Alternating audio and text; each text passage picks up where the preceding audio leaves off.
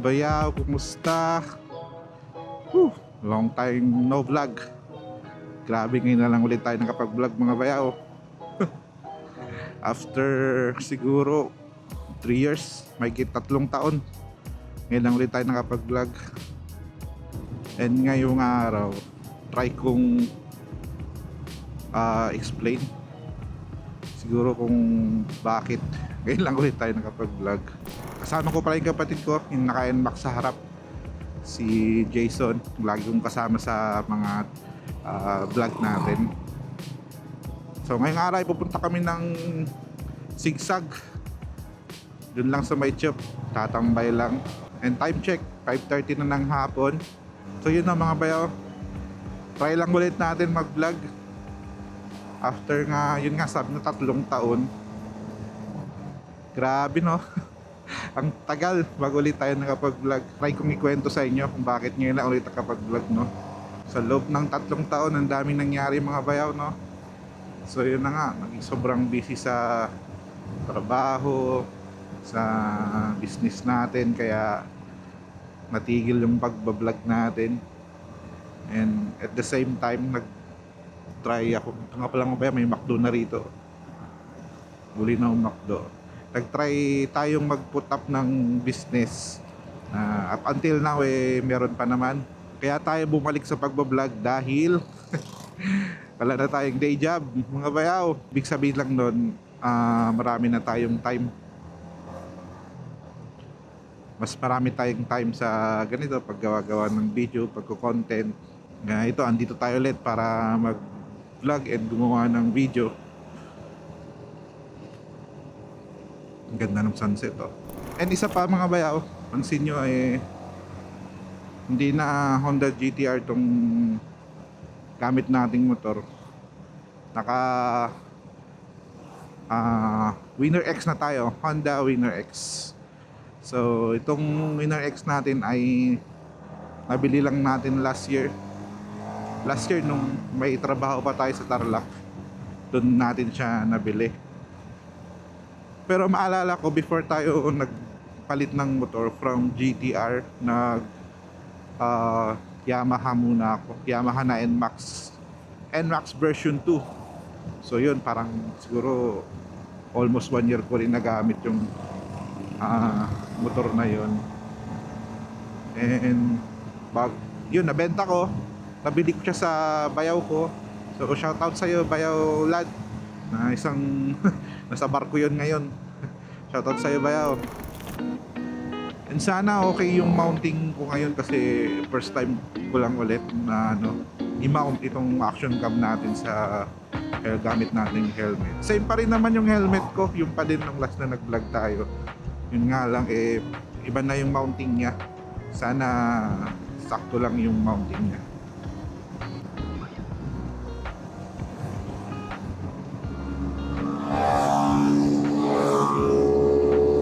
Grabe. Mga kamote spotted, partida, wala pang mga helmet yung mga yan.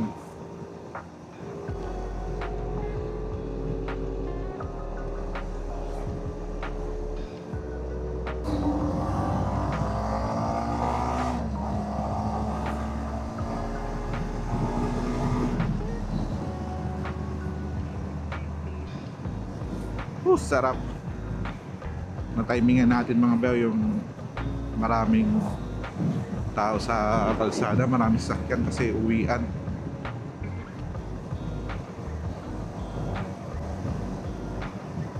Yun, no. Wow, ang ganda mga bayaw. Ganda ng sunset niya. And pinalitan ko pala yung pangalan ng page natin from Bayaw Mike, from Bayaw Mike Motovlog, ginawa ko na siyang Bayaw Mike Travel Adventures, no? Kasi para hindi lang about sa motovlogging yung pwede nating i-video. Pwede rin pagka may lakad kaming pamilya, pagka may mga biglaang labas, ganun. Pwede natin i-vlog yung mga ganun. Hopefully maging tuloy-tuloy na itong pag-vlog natin. Ilang beses nang na-upload Nakailang tawag ba dito? Nakailang tigil na tayo, then vlog na naman, siguro pangatlong beses na yata to.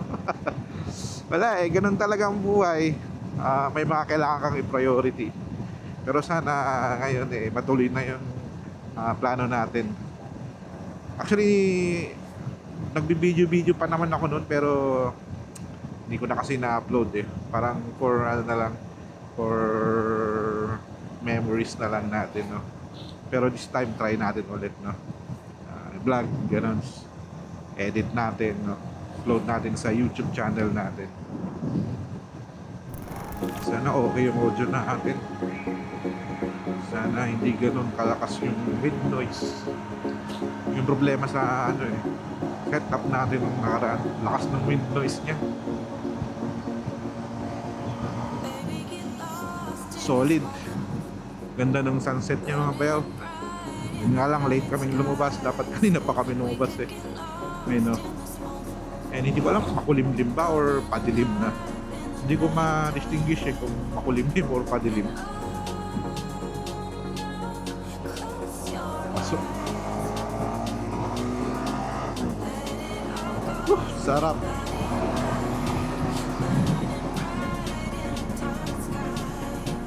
Ginabi na talaga tayo mga bayan. Ito ang ganda ng langit, oh. Kulay orange siya.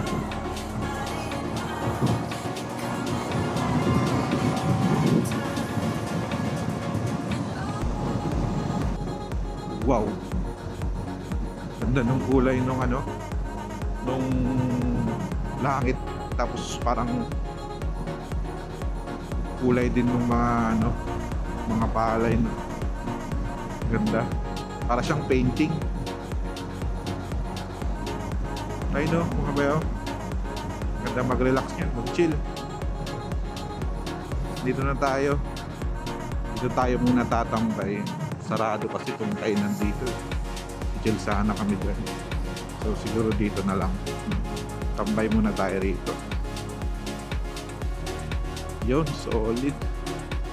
Alam ko may spot na maganda pa dun eh. Pero dito na lang daw tayo.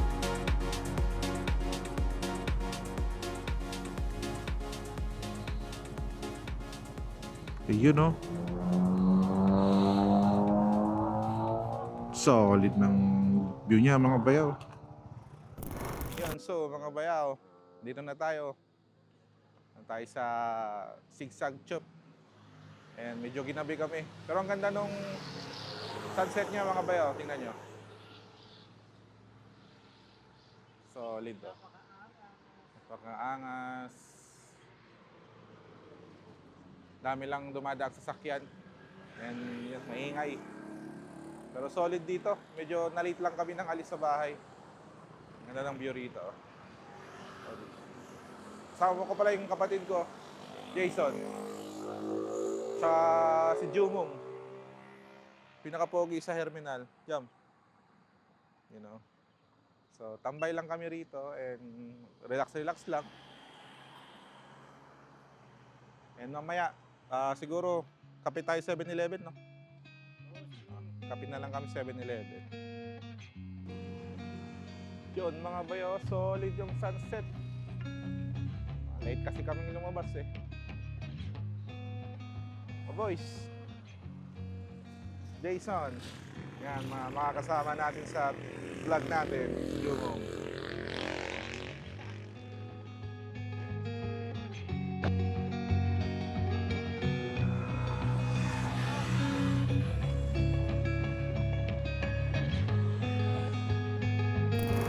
Saglit lang kami doon and pauwi na rin.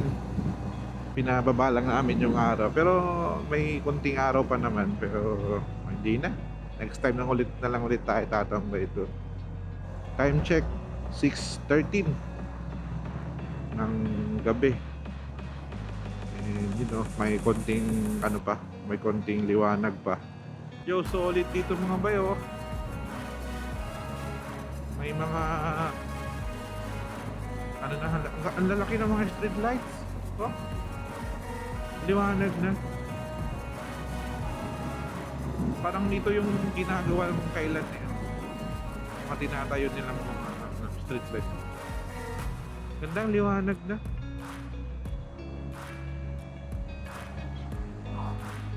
Hanggang saan kaya ito? Check natin.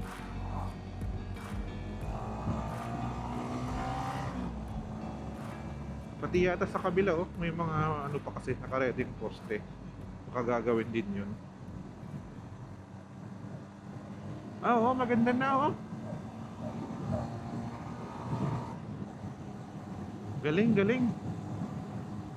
Last time kasi ano to eh. Talagang banda rito. Alam ko madilim talaga banda rito eh. Hanggang saan kaya ito oh. Meron din dito oh. Ganda. Buti naman at naisipan nilang lagyan ng street lights yan. Hanggang bayan kaya ito. Pero pili ko hindi. So check natin kung hanggang saan.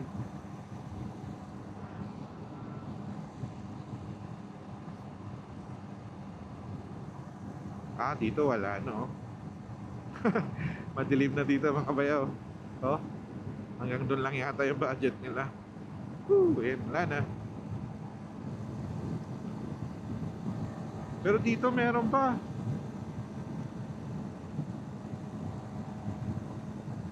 Papasok na tayo.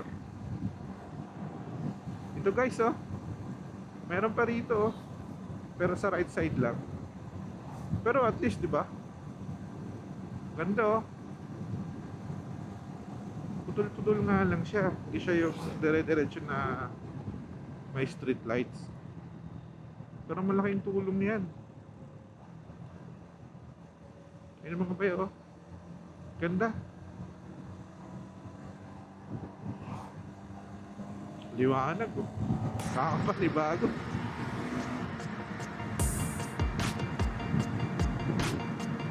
Solid oh mga bayaw.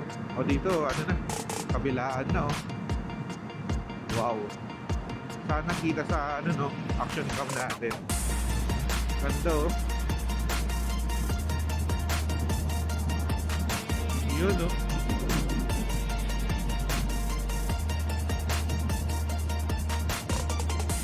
Dito wala na ulit.